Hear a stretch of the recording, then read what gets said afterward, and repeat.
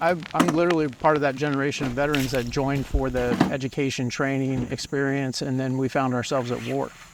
Very eye-opening experience for me that you could go from being a crew chief to in a dangerous part of the world in a couple of hours. Welcome to the Rivers and Tides podcast, where we have guests on to discuss healing and resiliency through outdoor pursuits. John Nelson, thanks for coming on the podcast today. We've only been trying to make this happen now for like 3 months, I think. Yeah. It's been an adventure. Yeah. First time we got all set up and we're ready to go, and started raining on us, and then I think we got rain. Did we weather it out the second time too? Yeah, we got weathered out the second time and then scheduled out the third time.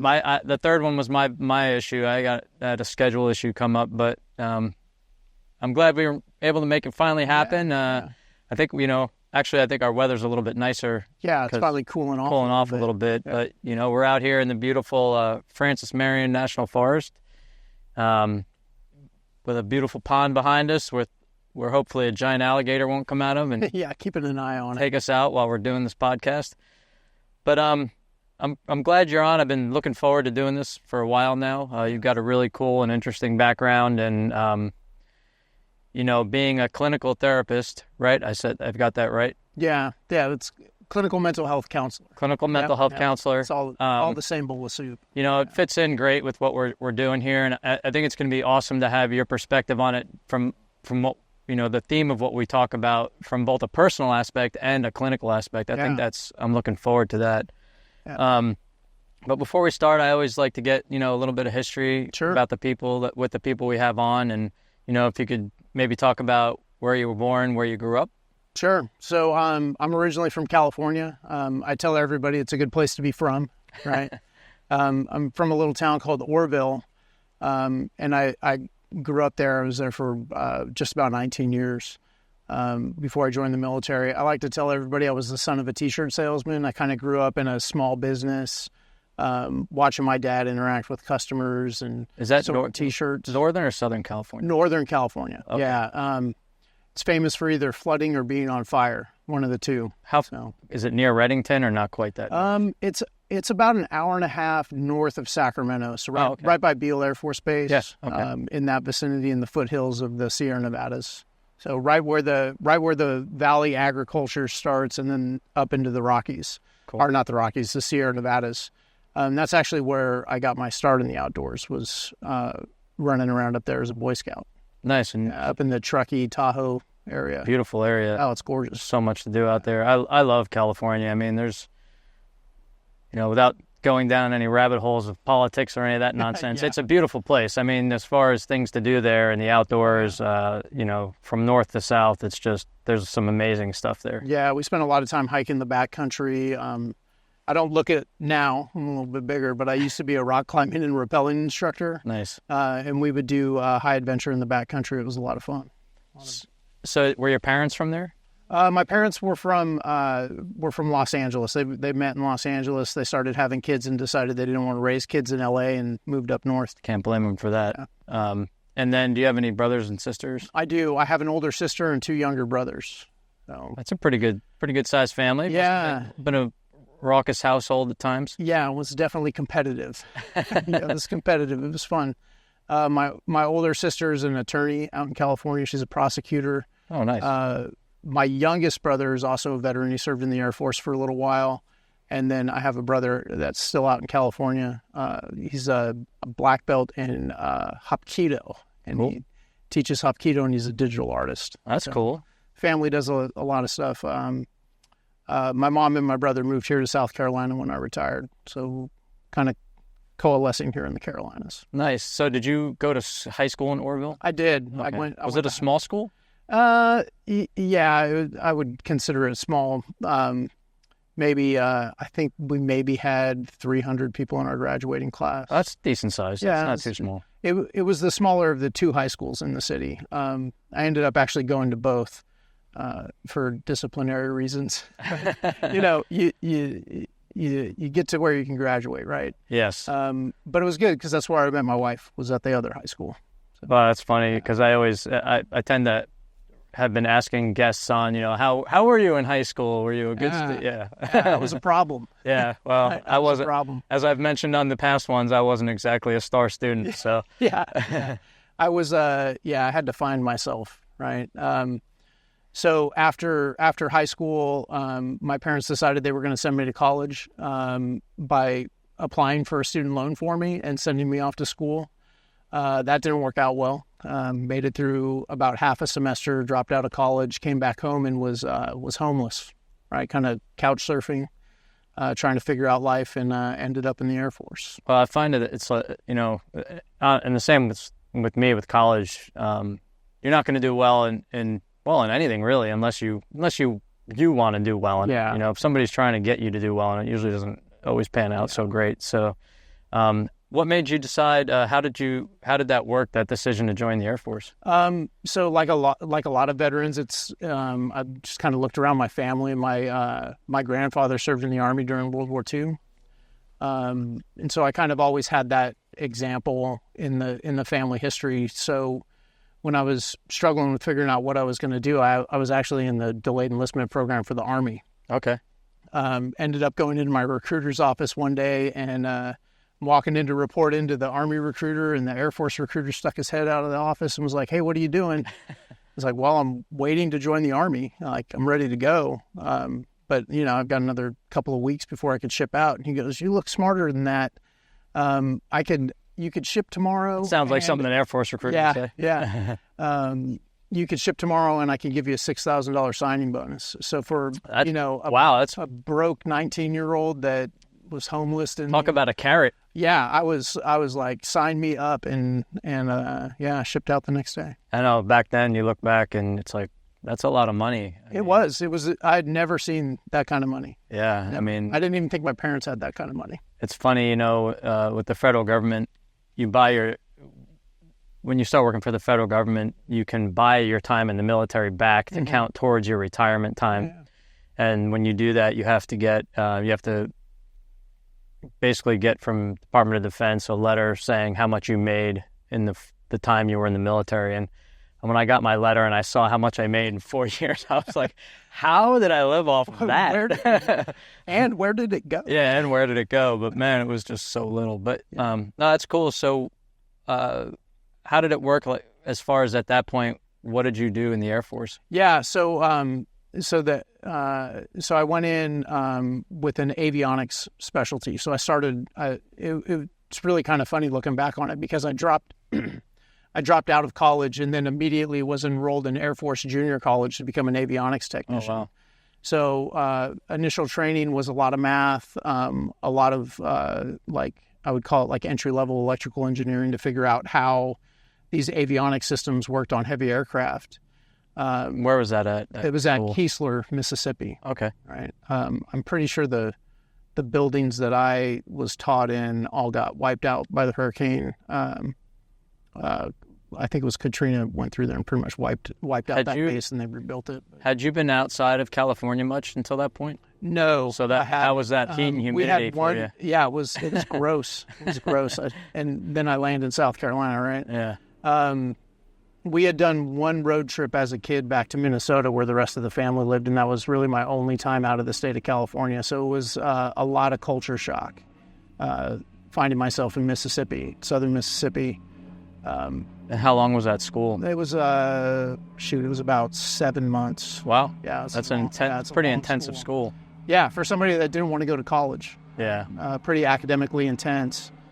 I think it's different though. I mean, it's just the way they do the teaching, and it's just different. It's real hands-on. There's a purpose behind it because you know that you're getting trained on an aircraft system, and then you're going to go to your next base and be expected to be able to sustain and maintain that system. So you're like, oh, this is my job. I have to learn this. It's like OJT in a way. Yeah.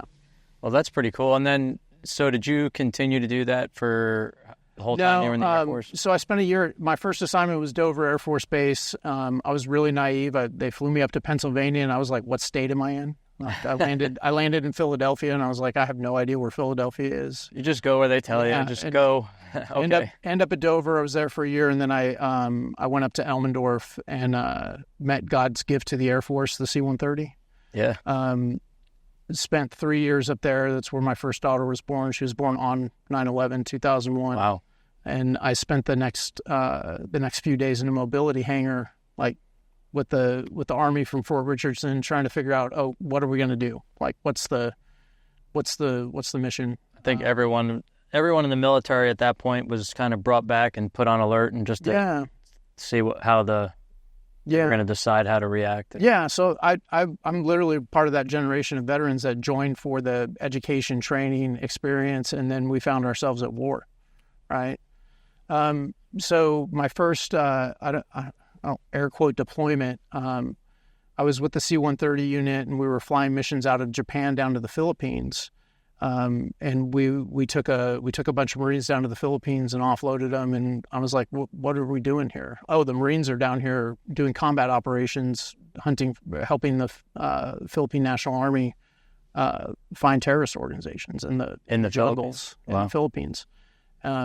Very eye-opening experience for me that you could go from being a crew chief or an avionics technician to in a dangerous part of the world in a couple of hours. Yeah. Fly out of Japan. Next thing you know, you're in a hostile, like contested area, and you're like, well, what am I doing? And then you turn around and fly back. Yeah, right, and land then in you Japan? pick up more people, and then you go back, and you're constantly doing that. So it was, I absolutely loved that mission. It was a lot of fun. I tell everybody that I would have stuck with, if I could have stayed in that C-130 unit, I probably would have stayed there for an entire career. But I ended up moving down to Southern California. I was at Edwards Air Force Base, attached to a flight test unit, working on some tankers, some heavy airlift down there, and was not having a good time. And did you not like the job, or did you not like Southern California? I mean, there's not much to complain about weather-wise there. Yeah, I mean, it was the high desert. We're out in the Mojave. Yeah. Wasn't a whole lot to do with a young family. I did my first deployment to Iraq out of that unit. Ended up in Tallil Air Base in Iraq, training Iraqi ground crews and on the C-130s that we gave them after we destroyed their Air Force. And then we gave them some C-130s. So I did that, and while I was on that deployment, I was in the recruitment process to be a special agent with the Air Force Office of Special Investigations. So when I came back, that's when my career focus shifted from maintenance to working in law enforcement and counterintelligence. And was that where did you go geographically? Where were you at that? Did you go to that point? So I came back for another. It was about 7 months of training. Where do you guys do your basic agent training at? Brunswick. Do you go through FLETC, the Federal Law Do Training Center? Yeah, okay. Yeah. So you go through a full CITP like I did? Yeah, we did the full CITP and then a follow-on course, the Air Force Basic Special Investigator course, where they do agency-specific training. So I did that. So CITP stands for Criminal Investigator Training Program. Just for those that are watching that don't know what CITP stands for. And you know, if you haven't seen our past podcasts, I am a retired federal agent, so we have a similar background as far as that's concerned. So we're gonna slip right into the acronyms. So finished training and got stationed here in Charleston. It was my first duty station as an OSI agent. In total, my family spent about 6 years here, but while I was here at Charleston, I had a short tour to Saudi Arabia with a couple in and out missions into Iraq while I was there. And then I did my tour in Afghanistan out of Charleston. I was in southern Afghanistan doing border operations, and then came back. Got the opportunity to go pursue my master's degree. Pretty good for a kid that didn't want to go to college, right? You know, it's amazing, a little bit of time of growing up and learning responsibility and learning how to, manage your time. And then definitely that growing up period helps a lot. Yeah. And you grow up fast when 9/11 happens. Yeah. Right. A lot of quick growing opportunities. So I ended up at the National Intelligence University, where I got my master's degree in strategic intelligence, and that I had to do a payback tour. on the other side of that. And the payback tour was either to be a program manager for a counterintelligence program manager for our headquarters element in Hawaii or in Europe. So I was like, that's not a payback tour. I thought it was do something like a headquarters assignment or something. Yeah, that's not a bad choice. No, it was a real blessing. So I ended up. Were you still at that time still an OSI agent? Yes. Okay. Still an OSI agent. So I ended up getting the assignment to Germany. Spent 3 years in Germany, managing and executing the defensive counterintelligence program for the Air Force across Europe and Africa. It's a lot of fun. It was a great assignment. Met some of the most amazing people during that assignment. And then I got stationed in Japan as the follow-on assignment. So take the whole family, move around the world. Something else we have in common. Yeah. Both lived in Japan for a little while. Yeah. Just outside of Tokyo at Yokota Air Base, where I was the squadron superintendent for a field investigation squadron, which is it's like a support squadron. It has all the specialists in it: forensic science, digital forensics, polygraph, strategic counterintelligence, and surveillance and technical surveillance countermeasures. So that was like my final assignment. Retired out of there and moved back to Charleston. And then, in Yokota, it was it's funny because we used to always go over there and from the embassy when we wanted to go shop at the commissary there. Yeah. It was nice because we got full access. The Foreign Service folks got full access at the base there, so it was nice. Japan's amazing. I loved it there. Yeah, that was a great assignment. So then you came back here after that? Yeah, I took a job like a lot of vets do. I took a job with the government right away. I was working at the Naval Information Warfare Systems Center as a strategic analyst. Wasn't very fulfilling work after spending 2 decades in the Air Force doing some pretty amazing work. Really struggled with it. Did you find that, I think that a lot of people tend to have, they struggle with that ops tempo. Oh, yeah. That, I guess basically for lack of a better term of just that downshift, that slowdown, the ops tempo, the work tempo, and the important work that you're doing, Yeah. So it was another growing opportunity to realize, hey, look, the mission is changing, right? And so I was trying to figure out what that mission was. I really got the sense that it wasn't at NIWC. I think they do great work over there. I think the work they do is valuable for warfighters, but it wasn't scratching the itch that I had. So I left that position and cold called the Citadel and said, hey, this is who I am.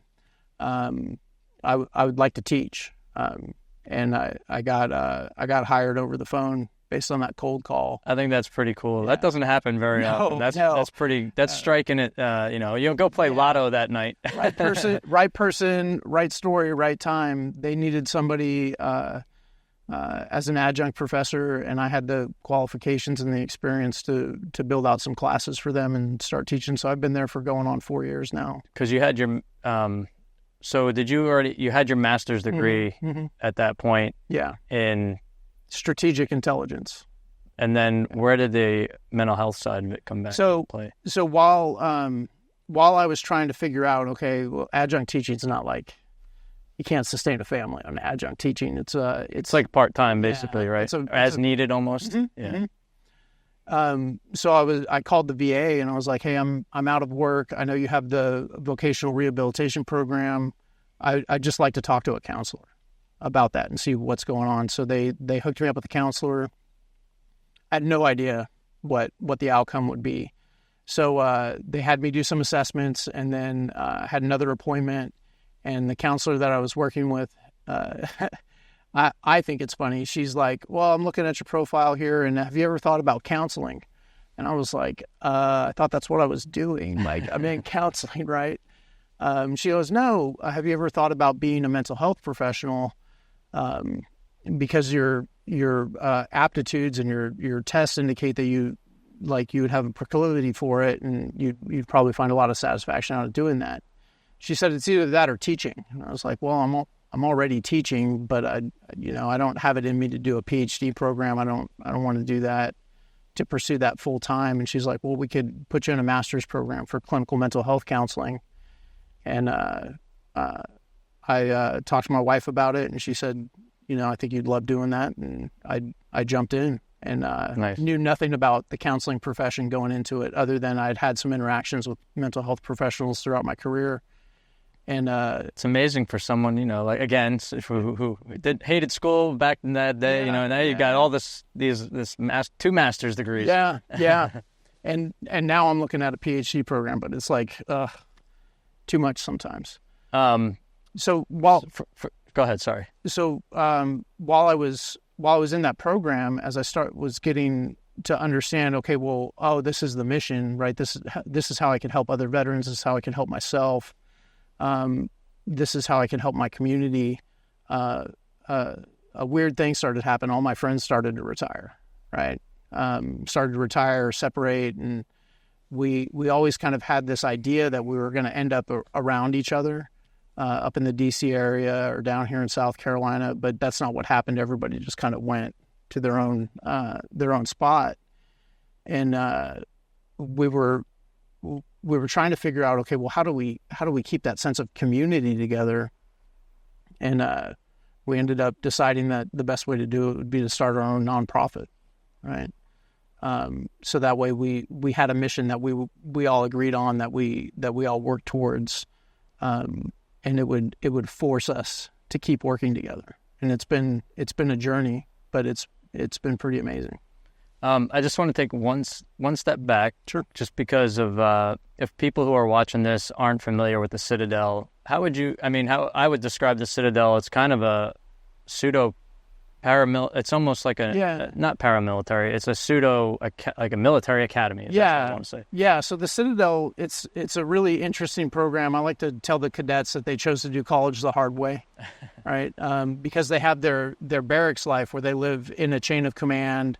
In a military, paramilitary kind of organization. It's actually the unregulated South Carolina militia is the home of the Corps cadets, and then on top of that, they go to a full load of college courses.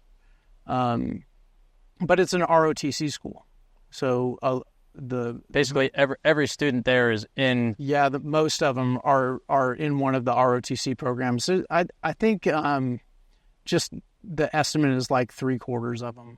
Is it mostly? So it's all services they go to, or yeah? I thought it. See, I was under the impression it was mostly just Army. Yeah, it's all branches are represented. I think they're actually standing up a Coast Guard program. That's cool. There's like an informal Coast Guard program, but I think they're getting ready to stand up a full Coast Guard ROTC program. Cool.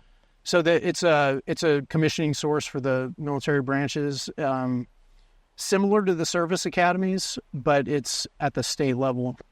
They're also are they totally committed once they graduate, or can it depends on their contract with the ROTC, right? If they're there under ROTC scholarship, then they have a service commitment on the other side. Okay. So a lot of the students that I teach, they're thinking about jobs in intelligence and counterintelligence or special operations, or they're trying to get that understanding of what's going on. And what I love is I get to go in there as a retired senior NCO and mentor these cadets before they become lieutenants. Do a lot of the other professors and instructors there, do they tend to have a military background, or is it kind of a mix? It's a good mix, I think. It's a good mix between academic experience and military experience. So the nonprofit you formed, it's called Send Me Outdoors. Yep. Just tell me more about that. I think it's cool. First of all, I'd love to hear about, you and I talked offline a couple times about, and you mentioned going up to the Boston Marathon, right? Yeah. And doing that, and then now it's turned into its own thing, separate from the Boston Marathon. So just tell me a little more about the Send Me Outdoors and what your mission is there, and then also, a little bit about what you guys do with the ruck. So the military has a pretty deep history at the Boston Marathon. A lot of guys used to ruck the Boston Marathon, and after the 2013 bombing, the Boston Marathon Association basically said we can't have backpacks on the course. This is a security protocol. So all the ruckers that would have been... Why don't you explain what rucking is a little bit? So rucking is the military equivalent of hiking. It's I like to say it's hiking with a purpose. Like get all it's like speed walking with a heavy pack. Yeah. Get all this gear and equipment from point A to point B as quickly as possible. Yeah. Right.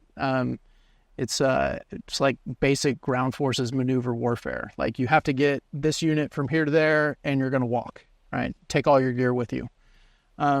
So a lot of us train on active duty with a ruck. We train for it, and you gotta practice the way you're going to fight. So there's a rucking culture in the military. So a lot of guys and gals would go ruck the Boston Marathon as like a way to train, or a way to just an alternative way to complete it, really. Yeah. And so when that opportunity went away, the Military Friends Foundation, another amazing nonprofit that works with veterans up in Massachusetts, they reached out to the Boston Marathon Association, and they decided to hold the Tough Ruck separate from the Boston Marathon. So it's held up in the Minuteman National Forest, but it's done in conjunction with the Boston Marathon. And it's actually the only way to get a Boston Marathon medal without actually running the marathon. That's cool. Which is pretty awesome. I have 7 of those medals now. Wow, 7 times, huh? Yeah, on the 7th time. So it's a full marathon distance, right? Yeah, 26.2 miles, and you could do it. There's a couple ways you could do it. You could do it with in civilian dress, with a light or heavy pack. So the light pack is 15, the heavy pack is 35 pounds. Or you could do it in full military uniform, light or heavy. And we have a lot of firefighters that come out and do it in full kit, tanks, all their heavy gear. Wow. How many people do you know? They do 1,000 bibs a year. Well, that's pretty big. Yeah. So it's a pretty big event. Now your group, do you sponsor everybody to go up there? Yeah, we have so Semi Outdoors. We got our start with the Tough Ruck. Okay. So we were just a group of friends that were doing it. In the Tough Ruck, the annual Tough Ruck for us really became the organizing event that we built Semi Outdoors around. So what we do, we go up a couple of days before the ruck, kind of rally the team together.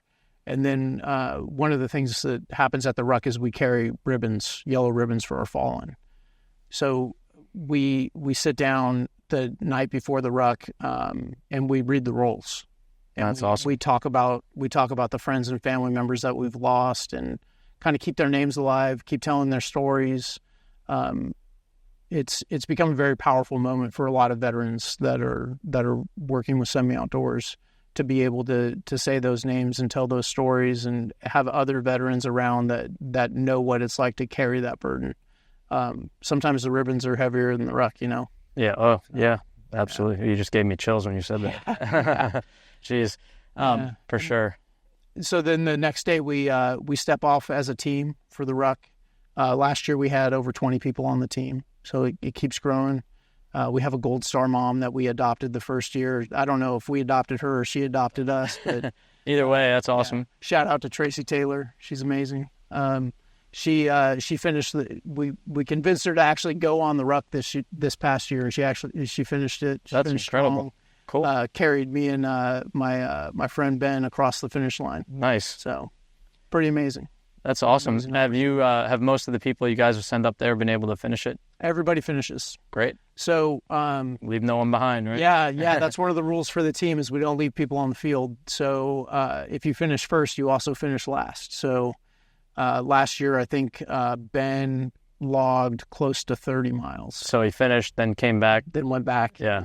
Found the next guy back and brought them back. That's great. So. That's a very cool event. And you also do send folks to like a woodworking. Yeah, we place that's pretty famous for woodworking. Yeah, right. I actually just got back from that. I saw it. You put it on Instagram. I saw it on your Instagram. Yeah, it was a pretty amazing experience. One of the things that I came to understand as a mental health professional that really challenges veterans is the loss of purpose. When you that day you transition, that purpose kind of dissipates. Yeah. Like you don't have somewhere to be or something to do or a big mission to accomplish. the people that we fight with and for, they're not there anymore, and you kind of lose that sense of purpose and meaning. And so I've become a big believer in exploring hobbies as a way to find purpose and meaning, right, or community, right, on the other side of service. And we just happened to have one of our semi-outdoors community members was an intern with the Mark Adams School of Woodworking, and he mentioned us, and Mark and Susie kind of adopted us, and over the past couple of years we've been able to expand our interaction with the school, and they just had 20 veterans from semi-outdoors go through the basic woodworking class, and it was amazing to bring everybody together. We had some of the crew from the units we support. They've retired, kind of gone to the woods, and I had one of my friends tell me it was the first time he'd been around other veterans in 5 years. Wow. So it's pretty powerful to be able to have an opportunity to let them know they still have. Because I think once you start isolating yourself, it's easy to just stay isolated and become even more of a recluse, and it gets harder and harder to then reintegrate back and start talking to people. So I think that that you bring in those people together is incredible. I mean, it's right. Our main theme, I guess you would say, is, outdoor pursuits, but like you said, it's any hobby or anything that you can get interested in, and then also connecting with like-minded people. Yes, I mean, that's just critical. Absolutely. As I can't think of his actual name, it's slipping my mind right now, but the Generation Kill, the book, and then it was made into a series, and the guy who his name was Iceman, but I can't think of his name off the top of my head right now. Anyway, I saw him on a short interview on YouTube somewhere, and it sucks I can't remember his name right now, but he said something interesting that I really liked. He said, the Marine Corps spent 13 weeks getting me ready to be a Marine, and like 5 days getting you ready for the civilian world. Yeah, and most of that was you should learn how to write a civilian resume. Yeah. Which is not an easy thing to do. Yeah. So when we started Semi-Outdoors, I think it was partially because I lost a bet and I had to do the paperwork.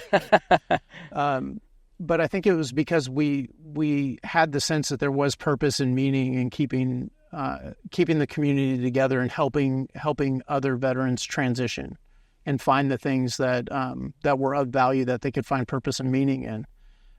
One of those things is rucking. Right, we do a lot of it. We do family hikes, or you got to break the kids in gently to the rucking. Yeah. We started bringing our family members on the Tough Ruck with us, and I know for me personally, I have a daughter that's planning on joining the Air Force. She wants to go to the Citadel, and she's picked up rucking as one of her primary training methods. That's cool. So she'll be ready. Yeah. So she puts her dad to shame. She goes on a ruck every day. Wow. Yeah. Impressive. How would you say, from a personal standpoint, rucking and all the things that we're talking about that help veterans as far as their mental health and transitioning and everything else, how has doing that stuff affected you, or with your experience? How is that? Let's talk a little bit about that, if you would. Yeah. So the first thing that comes to mind is just a saying that really resonates with me. I have no idea where it came from, but when we do hard things get easier, right? Putting that ruck on, knowing that I'm going to put that ruck on once a year and do 26.2 miles with these knees and this back reminds me that there's hard things that I still have to do, right? And I'm gonna do this hard thing, and because I do this hard thing, the hard things that are yet to come will be easier. The other thing is just the analogy of the ruck, right? During our service, we all start with some type of ruck, right? And we all start putting rocks and weights in that ruck while we're serving. And I don't think it's very common for us to stop and put the ruck down and take a look inside of it and see what's there. And it takes it takes the right kind of environment in order for a veteran to open up that ruck and take a look, and to work with the stuff in there, whether it's combat trauma, whether it's loss, grief, stress or anxiety, however it's manifesting in your life, odds are it's coming from something that's in that ruck. So having the opportunity as a mental health professional to gather veterans together in a spot and create a spot that's appropriate and easier for them to open up that ruck and take a look in there and start to work with the stuff that's in their ruck, versus just shouldering it for their whole life, I think is a powerful analogy that really helps me stay oriented to my personal mission. Yeah, I think that you'll find that veterans in general, or people because they share similar backgrounds, they're definitely more at ease talking about that stuff around each other than, for lack of a better term, outsiders or non-veterans. Well, 100%. One of the things that I came to learn about being a therapist or a counselor, one of the main barriers to somebody entering into a counseling relationship is not seeing themselves in the counselor. And I always thought that was pretty amazing, because when you think about what does a veteran see in a mental health professional, it could be a wide-ranging set of circumstances. But if I know that if I sit down in front of somebody who I know is a veteran, I know the language to speak. I know how to act. I know how I'll be received. And I know I'm with somebody who has gone through a similar set of circumstances that can relate back to me. So I think that's a very critical component, especially in mental health care, being able to have veterans that not only have the willingness and the desire to help, but also the background and the training and experience to offer real tools. Because some of that stuff that comes out of a ruck is pretty heavy and could be potentially dangerous. So it's important to have the right skill set to help. Yeah, I mean, I just, personal experience too is, it's when you come back from in a high threat environment overseas, let's say, and for me, that was mostly not in the military. That was more with my time in the State Department. If you're spend a lot of time in places like that, and it's that whole thing of you find it hard to just talk to and relate to people who haven't been or seen or been to places you've seen, the things you've seen. It's just, and then when you get around people that have, man, you can open up and you're like, man, finally I can talk to somebody who gets it. Well, I'll use just a very simple story. If like I could sit across from somebody and they could tell me they served in Ramadi, and I know what that means. Yeah. I've been in Iraq. I know the stories. I know how hard that was, and you don't have to dig deep to get me to understand. I get it. Yeah. I've been on those sands, and I think it's important for veterans who want to enter into a helping profession to know that there's tremendous value in being able to say, I'm a veteran, you're a veteran, I have a special skill set that can help you. Let's put your clinical hat on a little bit, and then, talk about, we talk on this as our main, our main theme is, how important being out in nature is, and how healing being out in an outdoor pursuit can be. Yeah. From a clinical standpoint, is there I guess science that backs that up. I mean, I know there is, but I don't know exactly what it is. But yeah, there's plenty of research. Generally, if you just want to Google it, right, you're looking for green space, blue space interventions, and it's literally just getting out on the water or being in a green space has a positive effect on your overall wellness, right? I like to break it down a little bit more, just from the biological standpoint of your physiological stress response, right? A lot of what people would label as disordered behavior resulting from anxiety or depression is made worse by stress, right? So I like to think about, like, we have a stress bottle, like we have a maximum capability and capacity to handle stress, and and that goes up and down depending on what's just going on in life. But there's 4 key components to really managing just your general stress, and that's your physical health, like your physical health, your mental health, your emotional health, and your social health, right? So when you start to break that down into what do we do to manage our stress? Well, we got to sleep right. We got to move around. We have to have strong social connections. We have to take care of these things, these core components of our well-being, because that stress is going to ride on top of your combat trauma or your vicarious trauma, that other trauma load that you have. So you might have a bunch of experiences that you still need to manage that are filling up your stress bottle, and then you have your regular life on top of it, all kind of riding along that curve. So when I think about getting outdoors, there's an immediate effect to being outside, the fresh air, the green trees. This is our natural habitat, and we feel more at home here. Being in blue spaces and green spaces has an immediate impact on your physiology. It brings your stress level down. Technically, it's bringing your adrenal and cortisol response lower. So that way you can, if you need to work on some of that trauma or vicarious trauma, you have more capability and capacity to do that. And not just, beyond veterans even, anyone who has trauma or suffering from similar things of PTSD, whatever it may be. Yeah, work-based trauma, like just stress, right? It really is. When you think of PTSD, it's a stress disorder, right? Post-traumatic stress. So when you start to think about what can I do about it, and one of the first best things you could do is go outside and go for a walk. Get into a green space and just let that bring you into the present moment. So you're not reliving the past or worrying about the future. Just being right here, right now. I mean, I know even just today, I experienced it this morning. Just when I go out, now that it's not a bazillion degrees outside, when I go outside and sit on my screened-in porch, as soon as I walk outside and I hear the birds and I can hear the breeze, it's just I feel better.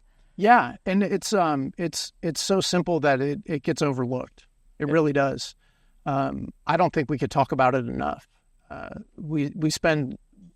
Modern humans spend so much time in a box, either in their office, in their house, in their car, and now we're even squishing it down even further to in our phones, where you just need to get outside, look up, and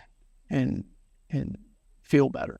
Yeah, I mean, it's a real powerful, simple intervention for a lot of people. I think, like you said, it's at our biological level. We're not built, we're not designed to be in a cubicle, inside, out of the sunlight. I mean, it wasn't that long ago before we were hunter-gatherers, and we still, still are to a degree. Yeah, so you could add sun exposure to that.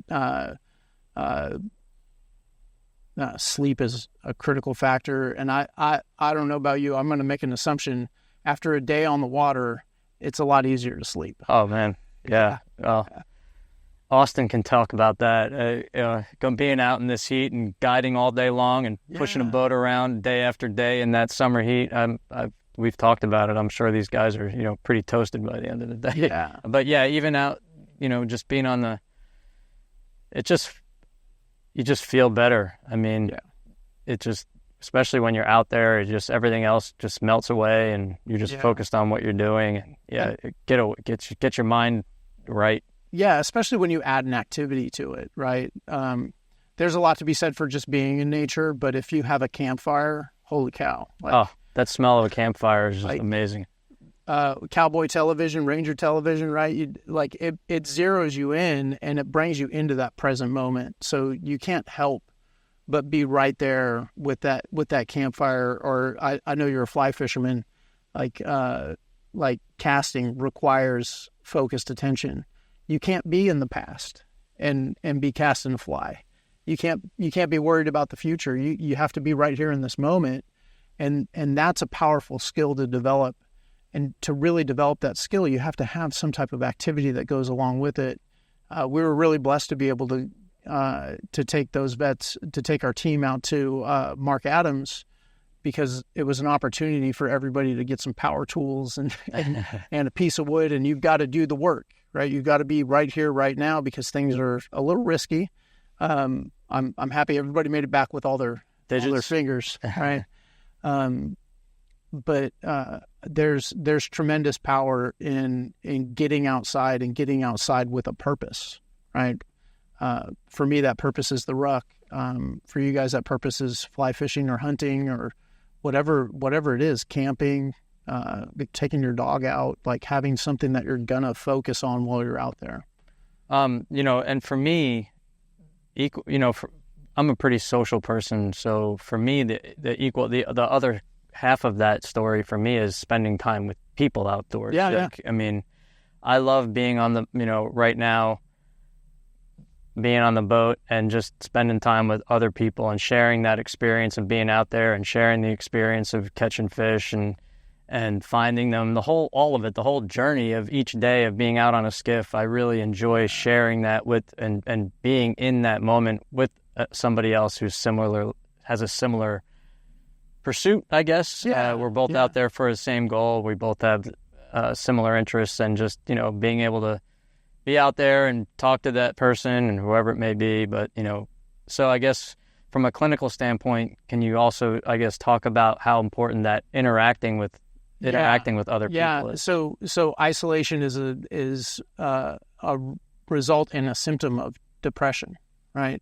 We're not designed to be alone. So when we are alone, we get depressed, which it becomes a vicious circle. When we don't have social connections, we get depressed and we kind of withdraw. So we have less of an opportunity to have social connections. So keeping valuable social connections going has a direct correlation to mental health, to your overall wellness, health and well-being, whether that's with one or two people or 20, 30 people. Being around other people lifts us up. Whether you're an introvert or an extrovert, those social connections play a key role in your overall well-being. And the lack of them is I would say could be severely debilitating. Yeah, so I think it's getting out. If you can marry them up together with the outdoor pursuit and the group and the people interacting with people who are into that similar outdoor pursuit, it's just, that's kind of like the perfect way to do it. If you're a group of introverts, right, and you're all going out hunting, you will talk about hunting, right, because it's what you're there for. The other thing, they're just more tired at the end of the day from that talking. They just need to recharge a little. The other thing that the lesson that I learned from going out to the woodworking school was that there's a lot of hope for finding purpose, right? As we took a group of veterans that all served with the highest of purposes, right? And then we went to a school where the Mark and Susie they built that school out of the business that they built, and that has been their whole focus, and they've built an amazing community around it. So you could look at the purpose that they had and have hope that you could find that purpose too, which is the magic pill, right? Hope, right? Being able to get in a spot where you could be like, hey, I'm around other people. These people, they have a sense of purpose. They have a sense of fulfillment. I want to be connected with them because I want to share that. I want to have some of that. And I think for veterans specifically, I think that's one of the biggest challenges is when they transition out, they lose that sense of purpose, and then they're kind of floundering, looking for something. And I think it's important, through this podcast or however, to get that to get the message across to them or people who are struggling like that there's so many other purposes out, things that can give you purpose out there. What's the basic number is 1% of the country serves in the military. Well, the other 99% found purpose and meaning somewhere else too. So you can do it. Like it's your future purpose and meaning is out there. You just got to look for it, and maybe give somebody a call to help you find it. Well, this has been awesome, John. I appreciate you coming on. Is there anything else you want to add before we get off, or do you want to talk maybe if people want to find or donate to your... Yeah, so I mean, we're on social medias. Send Me Outdoors. Our website is sendmeoutdoors.org. I'd be more than happy to talk to any veteran who's looking for purpose and meaning, looking for some hope. Awesome. Well, thanks again for coming on. I appreciate it. Great discussion. Yeah, it was fun. All right. It was a lot of fun.